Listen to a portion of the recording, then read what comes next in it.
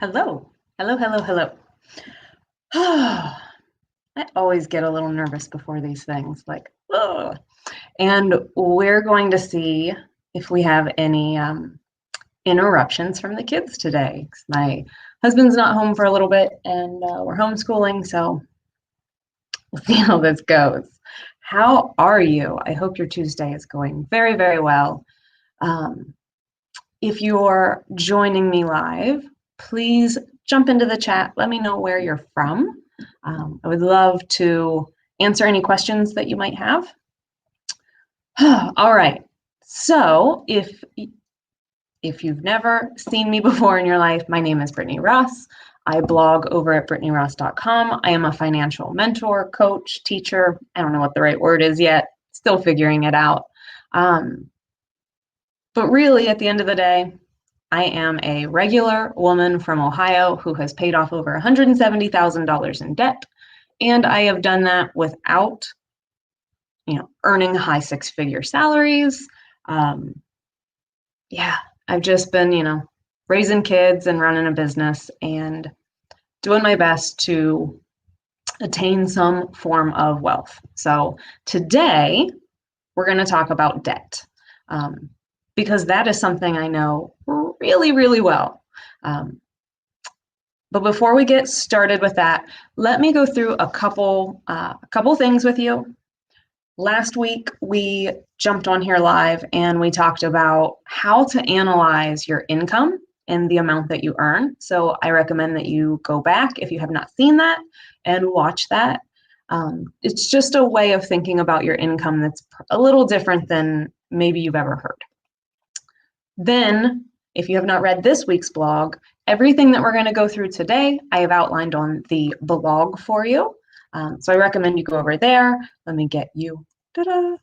I love this kind of stuff. I feel like so tech savvy, even though I'm not that tech savvy. Yeah.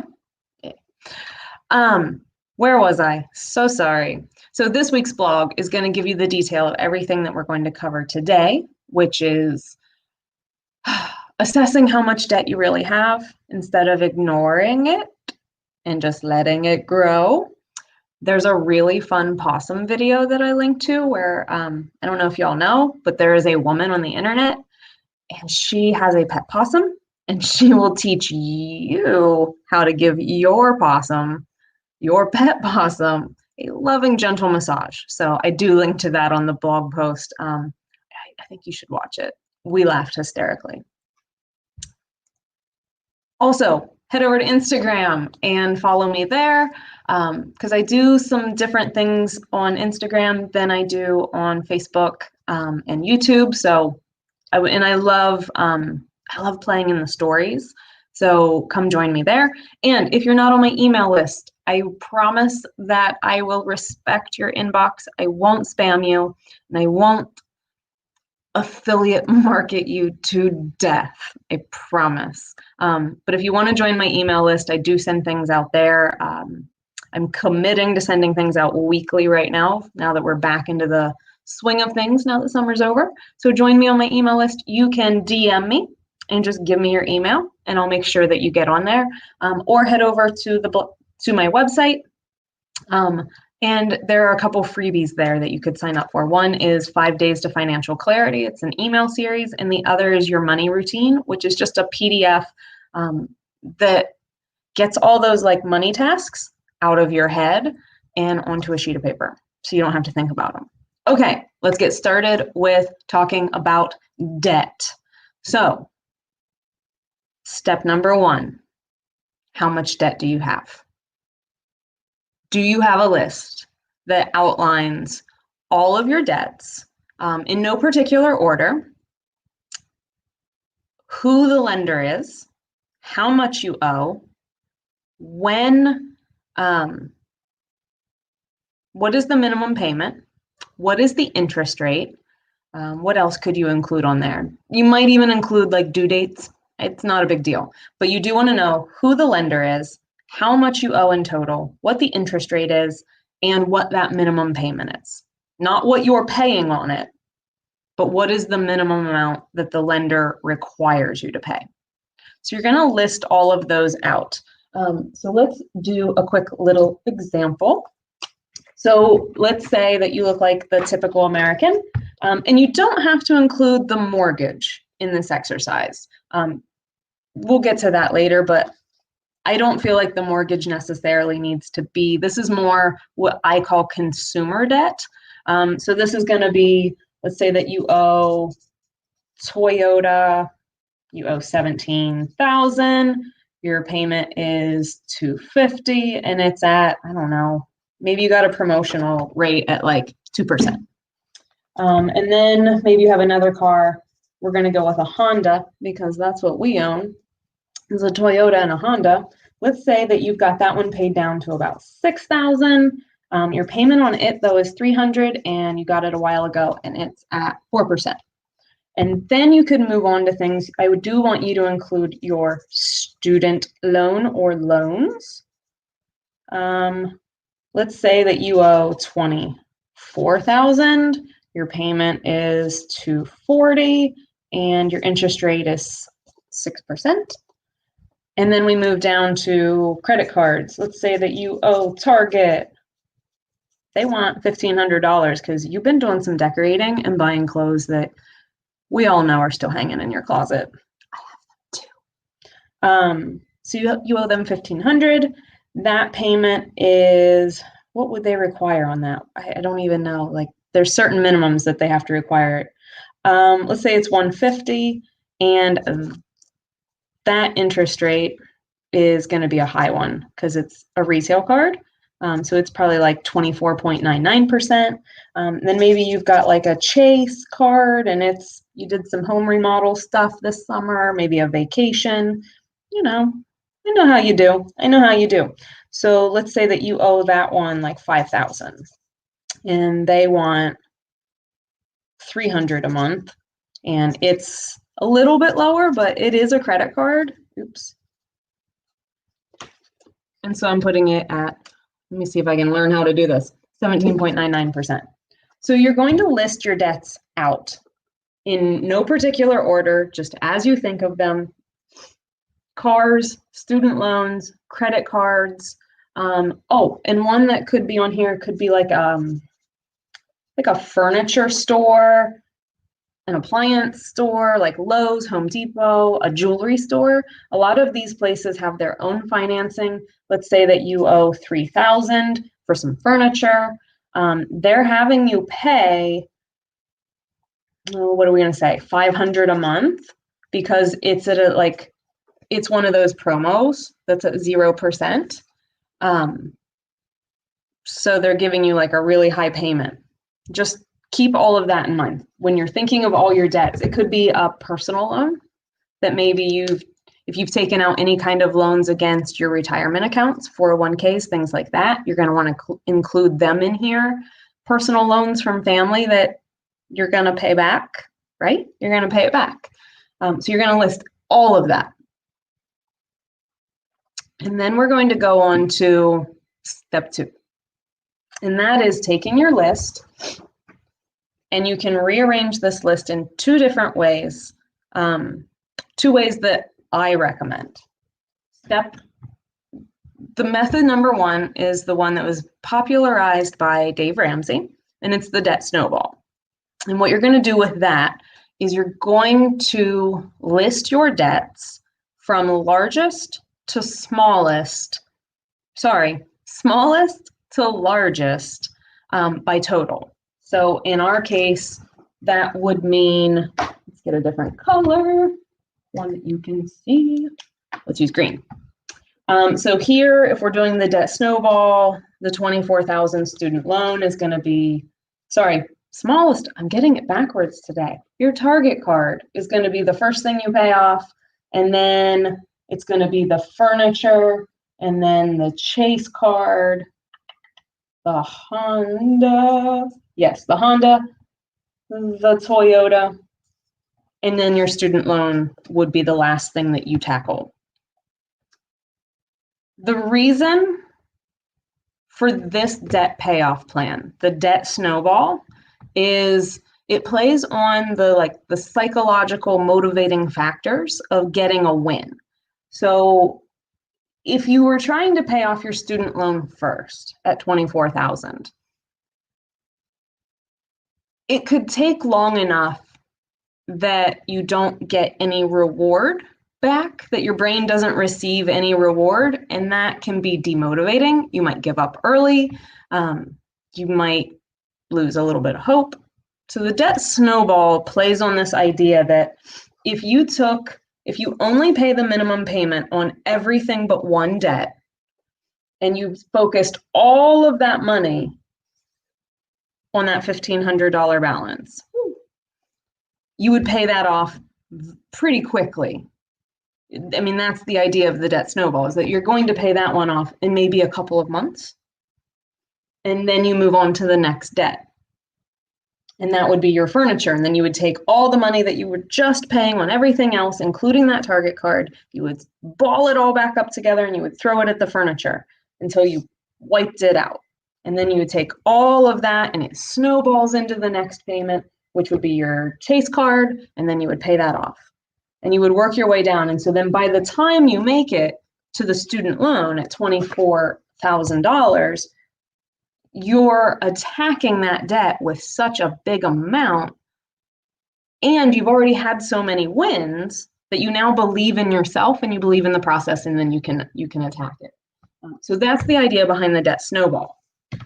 The debt avalanche uses that same principle of paying the minimum on everything but the one debt you're focused on, but it wants you to put them in order of interest rate, highest to lowest. That one I got right. So in this case, we would also start with the Target card, 24.99%, and we would pay that first, and then we would pay our Chase card that has a $5,000 balance, but it's at 17.99%. So we want to get those paid off, and then we would move up to the student loan, followed by the Honda, then that Toyota with the promotional rate, and it has you paying off your furniture last. The debt avalanche, much like the debt snowball, you're going to take those minimum payments on everything else, and you're going to take all of your extra money and you're going to throw it at the debt that is the most expensive debt, the highest interest rate. So this one works more like a general math problem. This one, if you're not going to lose motivation, and you know yourself, right? You know, like, I'm the type of person that I like to have wins. I like to see results as I'm going. Maybe you're the type of person who can make that happen for yourself with something visual, or maybe you. The avalanche is the less expensive method because you're going to pay less interest over time. Now, let me tell you how you can do it the Burger King way, which is what? You have it your way. There are going to be debts that are specific to your circumstances. Those cards with the promotional rate where you really need to pay it off by a certain date to maintain that 0% interest. And if you don't pay it off, they'll just tack all the interest on. If something like that is happening in your life, you really want to make sure that you're moving that debt up to the top of your list. So in our example here, I am like getting ready to sneeze, guys. It's like my left nostril. I can feel a tickle. So, in case I'm like doing one of those. All right. So the furniture in our example, you might want to move it up to the top of the list of this is what I want to get paid off first, or I at least want to make sure it's going to get paid off on time. You know what I mean? Because you don't want to end up paying all that interest. So I would hate for you to think that you're supposed to do the snowball or the avalanche, but your circumstances are a little bit different, and that there's no other options. So you can do the debt snowball, you can do the debt avalanche, but if you've got special circumstances where your credit, one of those lenders is giving you a promotional rate, you really want to focus on making sure you pay it off first. Make sense? So any of these plans will work. The debt snowball is going to be the one, like I said, it's the psychological motivating one. You're paying your debts smallest to largest, so you're going to get those wins. The avalanche is going to save you money. A hybrid version where maybe you're moving some debts. Maybe you have a debt where the minimum payment is really big. Maybe you have something where all your other ones are small, and you really would like to focus on getting rid of that big minimum payment, something where you're paying $500 a month and everything else is smaller. Maybe you want to move it to the top because you want to get rid of it so you can have that big shovel to dig yourself out of the rest of the debt. So don't be afraid to play around with these numbers for your experience, okay? I'd never want anyone to think that it's just a black and white. There's only one way to do it. There's only two ways. There isn't. We can figure this out. I should also point out that it's going to take time. On average, it takes somebody 2 years to get out of debt, to pay everything off except for their mortgage. So I don't want you to think this is something that there's no quick fix here, okay? I mean, that's just the reality of it. It's going to take time. You're still going to want to have a life. I mean, I don't think that you have to go on a beans and rice diet just because you have debt. But you need to have a plan to get out of it, because I've just met too many people, too many women who are like, I have an idea and I'd really like to pursue it, but there's no way I could afford to. And then when we start digging into the finances, we realize that there are 2 car payments, there's a student loan, there are 3 credit cards. If you've got something that you really want to pursue, or maybe it's not that you want to own a business, maybe it's that you want more time at home with your family, you'd like to take a different job, you would like to do different work, whatever the dream is, if all of your money is going out in payments, you're never going to be able to you just don't feel like you can afford the dream. It feels irresponsible. Frankly, that was my experience. And I was just looking at these numbers. I told you I've paid off over $170,000 in debt so far.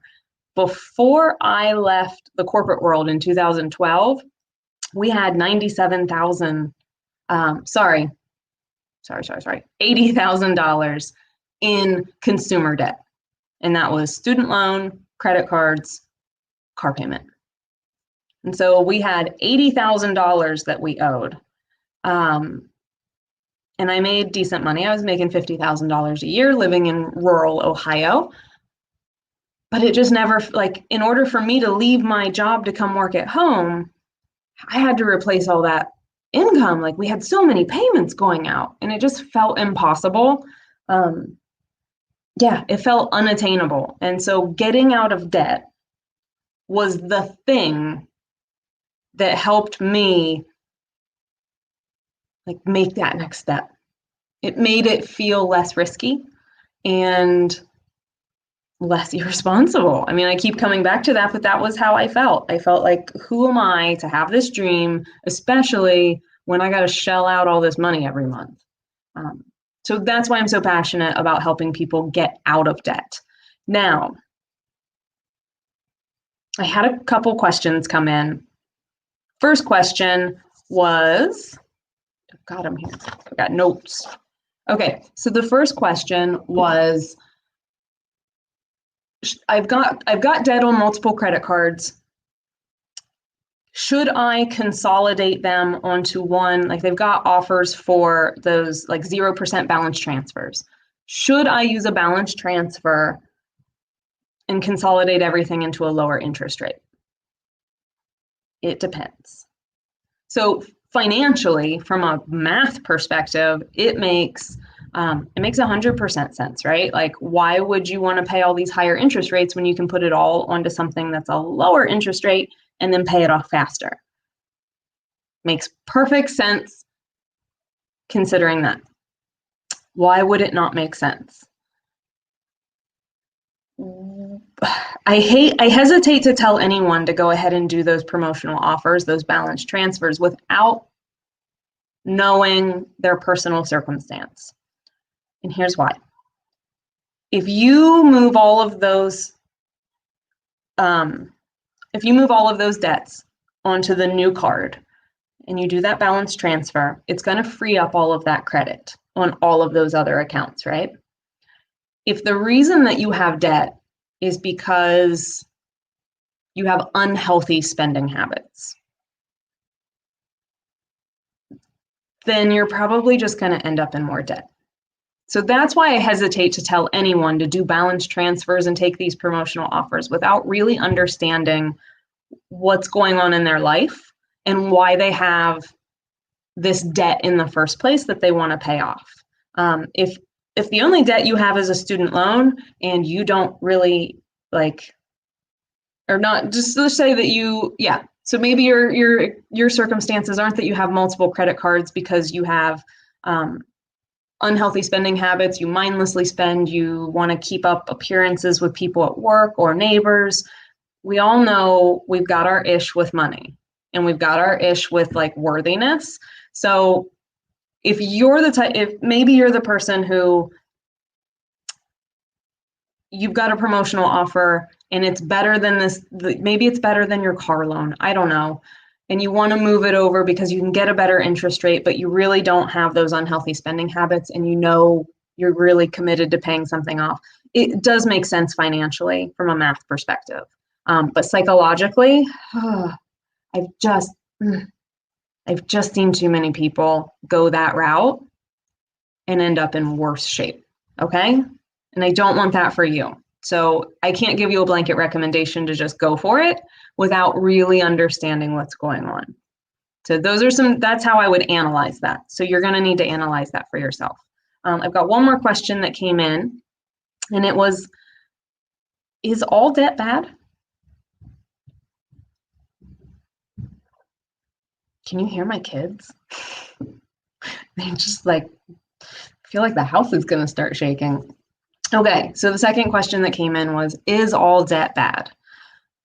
No, I'm not gonna sit here and tell you that all debt is bad, you should never go in debt. I can't do it. I can't tell you that because I don't believe it. I think that the way most of us in America use debt is unhealthy. I think that many of us have used debt to fund lifestyles that we know we can't afford, to treat ourselves because maybe we haven't done some of that work to figure out what our feelings mean. I think we use debt mindlessly, and I think that's dangerous. I think that we live in a culture where it's no big deal to put it on credit, to make payments. My neighbor and I were actually just comparing notes about buying cars. Now, we went and bought a car, my husband's van, well, now I guess it's just the family van, bought it a few years back, could not get them to tell us the payment, right? Could not get them to tell us the cost of the vehicle. They would tell us, they kept giving us the payment and giving us the payment. My neighbor was telling us that he just went and bought a vehicle and had the same experience. He was like, how much is the car? How much is the car? And they were like, oh, the payment is this. No, but how much is the car? We live in a culture where we talk in payments. And that I think is unhealthy. Now, what debt do I think is good? I think if you have a purpose and a plan for your debt, it can be a healthy use. It's not without risk. All debt comes with risk. I think having a mortgage on a home, I think that's a great way to build wealth, especially if you buy smart. You do your research, you don't get rushed into a property, and you're planning on staying a while. I'm not a flipper. I don't buy, I don't flip, I don't make money on rentals. I don't do any of that. So I'm not going to talk about that. But I do think as far as a primary residence, the way most people in America have traditionally built wealth is by owning a home or a business or both. And we've seen the demographics where people have been shut out of the housing market honestly, due to race and redlining for decades. And we've seen that wealth disparity play out. And a lot of it boils down to certain people own homes, certain people don't because they were kept out of the markets intentionally. Let's be honest, it was intentional. So I think having a mortgage is not, while there is risk, there is always, let me repeat that, there is always risk associated with debt. There's no way around it. I mean, I guess unless you have a whole bunch of cash sitting and then you're just, I don't know. I'm too nuanced sometimes for my own good. I also think, so some of the ways that we use debt, even though I have paid off over $170,000 in debt, we still utilize debt, specifically in our business. We use credit cards to buy inventory that we sell, and we pay those credit cards off monthly. The risk is that something happens to the inventory and then it does not sell and we still owe that money. So there's always, again, there's always a risk. I have used debt and even paid a little bit in interest. Like we have a business line of credit. We don't have a balance on it this year at all, but last year I used it because a lot of people don't realize in retail you have to place big holiday orders, sometimes a year in advance. At our level, we generally do it about 6 months in advance of, say, the December holidays.